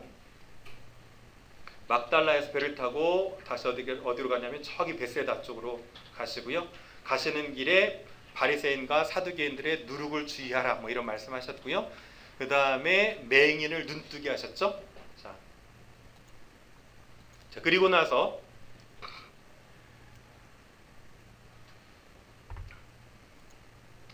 29번으로 그냥 바로 건너뛸게요. 가이사랴 빌립보로 갑니다. 가이사랴 빌립보. 가이사랴 빌립보에 가셔가지고 사람이 인자를 누구라 하느냐 이렇게 물어봤을 때 제자들이 뭐라고 하냐면 더러는 세례 요한, 더러는 엘리야, 더러는 예레미야라고 하고 선지자 중에 하나라고 하네요 이렇게. 자, 그때 예수님께서 뭐라고 하냐면 너희는 나를 누구라 하느냐라고 물어보는 거죠. 자, 그러면 많은 장소가 있는데 왜 하필 오늘 예수님의 3년차 사역을 마무리하고 있는 시점에서 그들을 데리고 가이사랴 빌립보로 가셨느냐 하는 거예요. 자, 그리고 가셔서 왜 그들의 신앙의 상태를 점검하면서 너희는 나를 누구로 지금 이제 고백하게 됐냐라는 것을 확인했을까 하는 거예요. 자, 2절에 가보면 실은 이제 헬무산 남쪽에 있고요.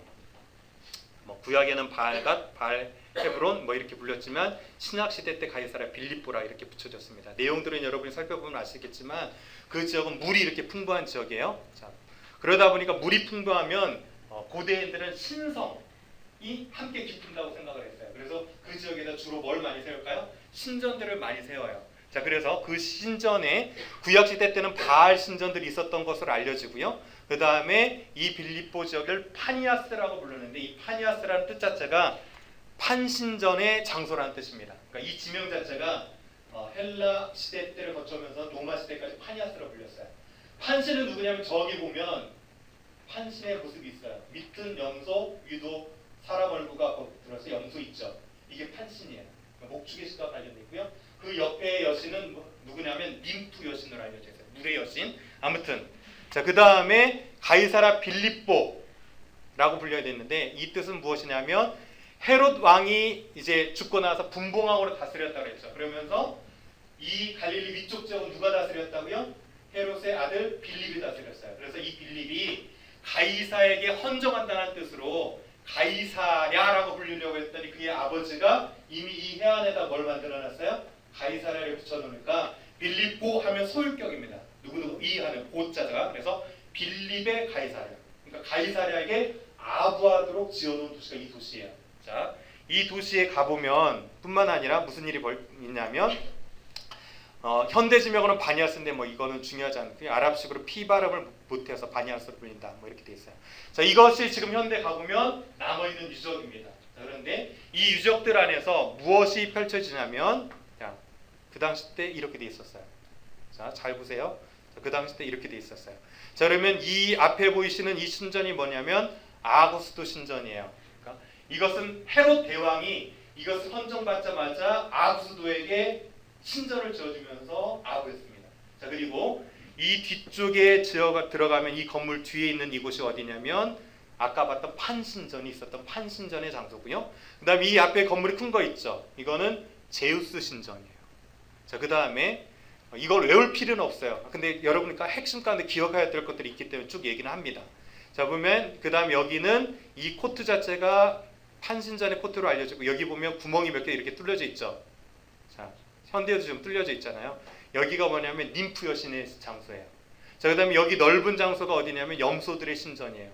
그 다음에 여기 보면 또 신 하나 세워놨는데 여기도 신의 장소로 알려져 있어요.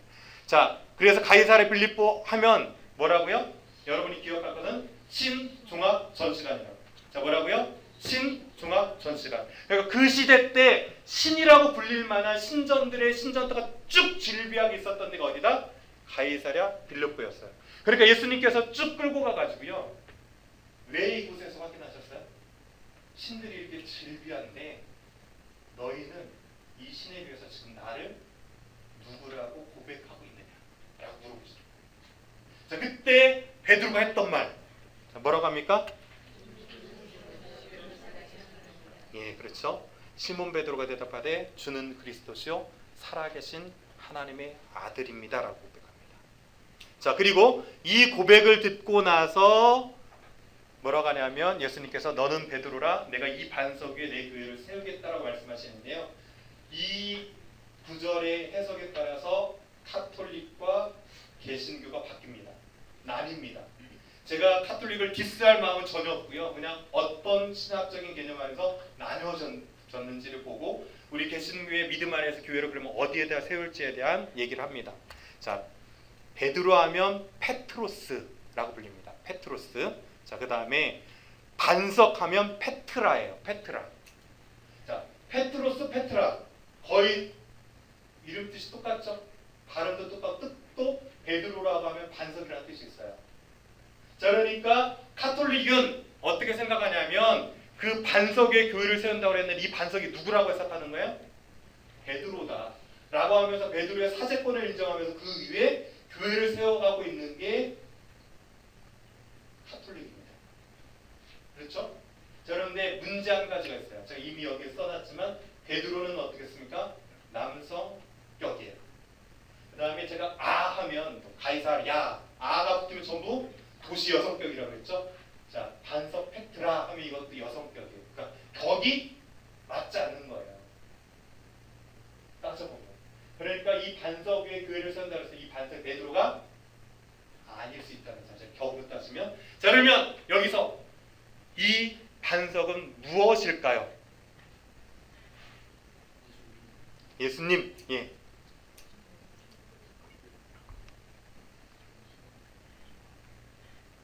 여러 가지로 해석할 수 있지만 물론 교회 머리 되시고 교회의 가장 반석이 되시는 분은 예수님이지만 오늘날 우리가 그 예수님 위에 교회를 세우는 게 맞지만 베드로의 신앙 고백으로 봅니다.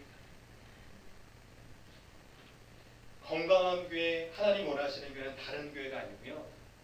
주는 그리스도시요 살아계신 하나님의 아들입니다라고 하는 이 신앙 고백 위에 선 교회가 든든한 교회고 주님께서 원하시는 교회라는 사실이죠.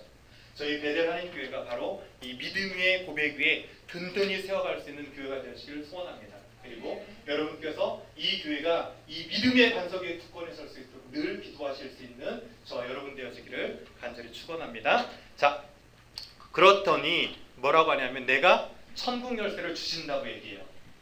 자, 그러면서 이 열쇠를 땅에서 매면 하늘에서도 매일 것이고 땅에서 풀면 하늘에서 풀릴 것이라고 얘기하는데 이 천국 열쇠에 대한 해석도 카톨릭과 개신교가 다릅니다. 자, 잘 보면 이게 베드로의 모습이고요. 가버나움에 딱 들어서자마자 저기 뒤가 이제 베드로의 집도로 알려져 있고요. 집도 위에 기념표가 있어요. 저기 그 살짝 보이죠? 자, 그리고 그 앞에 베드로의 동상이 있어요. 동상 있고 뭐 고기도 있고요. 그 다음에 여기에 성경 구절은 마태복음 16장 18절이 새겨져 있어요. 자, 그런데 잘 보면 열쇠를 몇 개 들었습니까? 보이나 말라? 보이는지 모르겠네요. 잘 보면 하나, 두 개 들었어요. 손에 두 개 열쇠를 들고 있어요. 자, 베드로는 왜 열쇠 두 개를 들고 있을까요? 뭐 어떤 분이 얘기하기를 하나는 지키고 하나는 베키다 뭐 이렇게 얘기하는데 자, 왜 베드로는 열쇠 두 개를 가지고 있을까요? 어떤 분은 또 얘기하기를 하나는 원래 키고요, 하나는 스페어 잃어버리면 쓰려고 뭐 이렇게 하는데요. 자, 하나는 매는 열쇠고 하나는 잠그는 열쇠다 뭐 이렇게 해석하기도 하는데요. 그 열쇠가 두 개 있는 게 핵심 포인트가 아니고요. 천국 열쇠를 뭘로 보냐면 이제 카톨릭 같은 경우는 교회 통치권으로 봅니다. 교회를 열고 닫는 거잖아요. 실은 천국 열쇠를 너희에게 주리니 할 때 이 교회를 세우리니 이렇게 해석하고요. 이 교회가 곧 하나님의 나라 천국이다. 그러니까 교회 열쇠를 받았다라고 하면서 이 모든 교회 통치권이 누구의 손에 있다? 베드로에게 있다라고 하면서 사제권을 인정하고 가면서 가고 있는 게 카톨릭입니다. 자, 그러면 우리는 교회 열쇠이든 천국 열쇠이든 이 열쇠를 무엇으로 해석해야 될까요? 천국 복음입니다. 하나님 나라를 열고 들어가고 하나님 나라를 잠글 수 있는 것은 무엇이냐면 천국 복음이고요. 이 천국 복음의 열쇠는 베드로만 가지고 있는 것이 아니라 여러분 각자 믿음이 있는 사람은 다 들고 있는 거예요. 자, 천국 열쇠 다 가지고 계신가요? 가지고 계신가요? 자, 그런데 우리가 기억할 것은요. 그 열쇠는 천국을 열 수도 있지만 어떻게 할 수도 있어요? 잠글 수도 있어요. 그런데 오늘날 많은 사람들이요. 천국 열쇠를 가지고 자기가 들어갈 천국은 열고 있을지 모르지만 다른 사람이 들어갈 수 있는 천국을 받고 있는 경우가 너무 많아요. 주님께서는 우리로 하여금 우리만 천국에 들어가라고 그 천국 열쇠를 주시는 것이 아니고요. 그 그 열쇠의 독특한 기능 중에 하나가 천국을 잠글 수도 있는데 우리가 복음을 증거하지 않으면 그 천국 문은 열려질 수가 없습니다. 여러분의 삶의 자리에서 주신 은혜를 따라서 당신은 하나님의 아들이시고 살아계신 주가 되신다는 이 믿음의 고백을 누군가에게 증거하지 않는다면 그것은 여러분 때문에 천국 문이 잠겨있는 것이요, 여러분의 삶 가운데 여러분의 삶의 모습을 통해서 여러분이 믿는 자답게 삶을 살고 있지 않다면 오히려 여러분을 보는 자를 통해서 여러분이 천국문을 잠그고 있을 수 있다는 사실이에요. 여기 계신 모든 분은 여러분이 들어갈 수 있는 천국문을 열 뿐만 아니라 누군가를 향해서 들어갈 수 있는 그 천국문 또한 열어줄 수 있는 그 권한을 사용할 수 있는 저와 여러분 되어지기를 간절히 축원합니다. 아멘. 자, 이렇게 해서 그 다음 넘어갈게요. 자, 30번 변화산 사건입니다. 자, 변화산은 크게 이제 장소적인 논쟁이 있어요. 자, 장소적인 논쟁이 있는데 첫 번째는 지명에 따라 가지고요, 다볼산이다 내지는 다볼산이 아니고 다른 장소다 이렇게 설명하는데요. 죄송한데 에어컨 한 번만 좀 켜주시겠어요?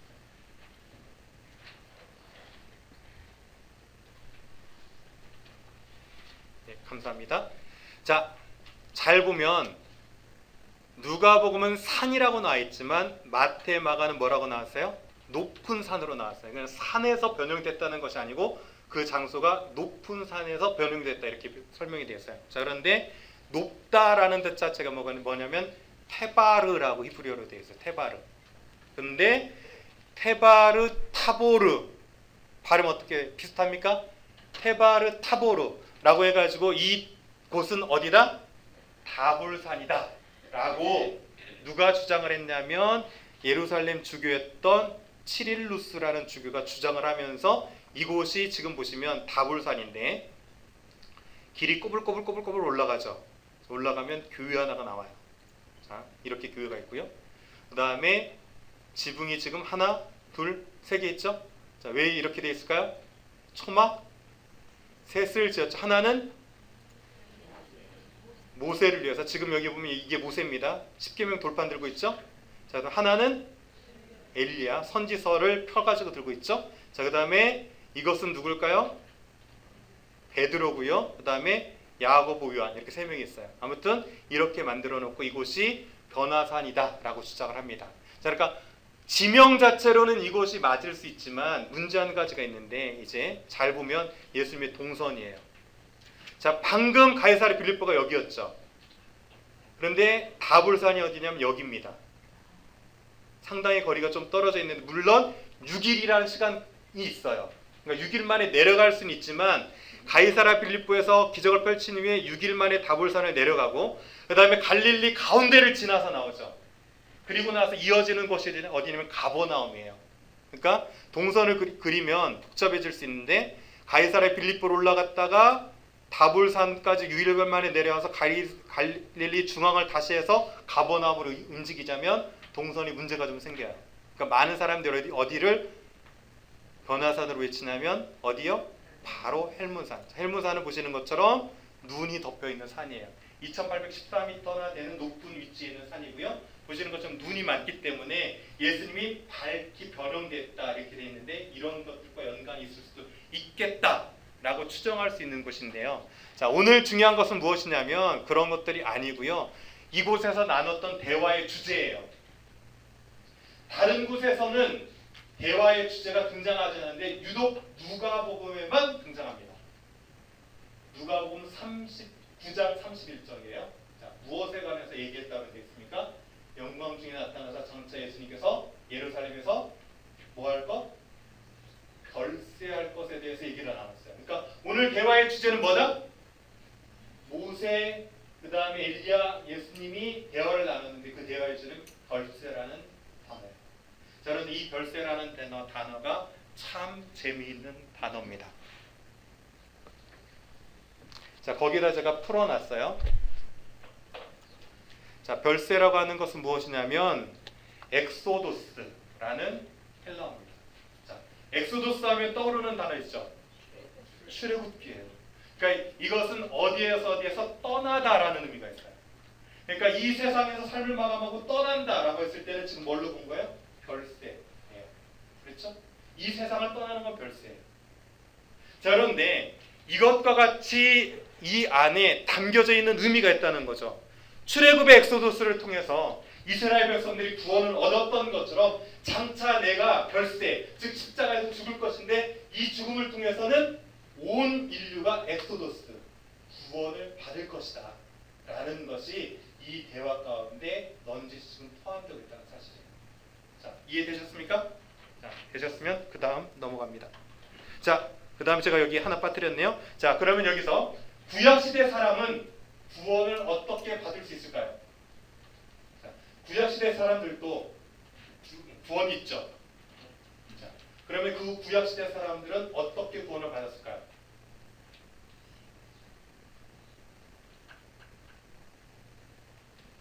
어떻게 하면 구약시대 사람들은 구원을 받을 수 있었을까요? 자, 예수님을 믿음으로 구원받았습니다. 뭐라고요? 예수님을 믿음으로 구원받았어요. 너무 복잡하게 생각하면 안 되고요. 자, 구약이라는 뜻 자체가 뭐냐면 장차 오실 예수님에 대한 약속으로 가득 차 있는 거거든요. 제가 그래서 시편 말씀을 인용해 놨어요. 거기에 그 사상에서 다윗은 예수님을 보지 않았지만 이미 믿음으로 예수님을 받고 기다리고 있었던 거죠. 구약의 사람들은 오실 예수님을 바라봄으로 구원을 받았고요. 그렇다면 신약의 사람들은 이제 오신 예수님과 장차 다시 오실 예수님을 바라봄으로 그 안에 구원이 있다라는 것으로 이제 알 수 있습니다. 자, 오늘 이제 부지런히 왔어요. 지금 변화산에서 보시는 것처럼 이제 헬모산을 변화산으로 추정하고요. 그래서 가버나움까지 와가지고요. 이 사건을 마무리 3년 6월절 사건의 마무리를 하고요. 그 다음에 어디로 가냐면 예루살렘으로 가요. 예수님께서. 그런데 왜 하필 많은 사건이 있지만 많은 사건 중에 반세겔이라고 하는 제가 표현했던 이 사건을 통해서 갈릴리 사역을 마무리하셨을까 하는 거예요. 자, 가버나움에서 무슨 일이 있었냐면요. 자, 베드로하고 반세겔, 세겔을 준비해야 되는데 베드로가 이것을 어떻게 구합니까? 라고 하니까 고기를 잡으면 거기 안에 뭐가 있겠다? 반세겔이 있어서 그걸로 너와 나로 반세겔을 내면 된다. 이렇게 하고 이것을 마무리하고 어디로 가셨어요? 예루살렘으로 사역하러 가셨어요. 자, 그럼 이것에서 알 수 있는 반세겔은 무엇이냐면 출애굽기를 보면 반세겔은 성전세로 내는 거예요. 그렇죠? 성전세로 내되 온역이 걸리지 않게 해서 생명의 속전으로 내는 게 뭐냐면 반세겔입니다. 자, 복잡하지만 그냥 간단히 추리면 뭐라고 표현할 수 있냐면 예수님께서 장차 생명의 속전이 되기 위해서 이제 그 모든 것을 치르고 그 다음에 드디어 그 값을 치르기 위해서 어디로 간다? 예루살렘을 향해서 가신다 라는 이미지로 오늘 세 번째 유월절 갈릴리 사역을 마무리하고 있다는 사실입니다. 자, 그래서 이제 가버나움에서 이쪽 게네사렛을 지나서 아르바엘산을 지나가지고 예루살렘으로 행하시는 것이 이 부분입니다.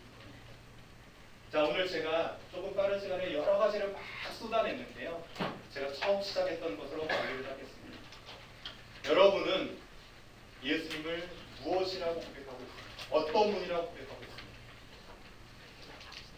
그리고 그분 앞에서 여러분 자신을 어떻게 고백하고 있습니까? 간절히 소원하고는 베드로의 고백처럼 주는 그리스도시로 살아계신 하나님의 아들이며 오늘 오병이의 기적 가운데 주님께서 말씀하셨던 것처럼 그분은 나를 살리신 생명의 떡이 되시는 분이라 라는 이 고백과 무리가 잠잠해진 이 사건 아래서 당신은 하나님의 아들이라고 고백했던 그 고백이 저와 여러분의 고백이 되어지길 소원합니다. 뿐만 아니라 오늘 스로보니게 여인이 그분의 크심 앞에 겸손하고 나는 당신의 은혜가 필요하고 은혜 없이는 살아갈 수 없는 정말 작은 자 중에 작은 자의 죄인 중에 죄인이라는 이 고백이 저와 여러분의 진실한 고백이 되어지기를 간절히 축원합니다. 자, 오늘 숙제 내드립니다. 이번 주 숙제는 여러분이 미사오를 표현하려고 하지 마시고요. 정말 나는 예수님을 누구라고 고백하고 살고 있는가 뿐만 아니라 그 고백 아래 나를 누구로 고백하고 있는가 라는 거예요. 길게 표현하시지 않아도 좋고요. 짧게 표현하셔도 좋습니다. 주님은 당신은 나에게 있어서 어떤 분이십니다. 그리고 나는 그분 앞에 섰을 때 나는 이런 자입니다. 라는 고백을 적어서 보내주시면 되겠습니다.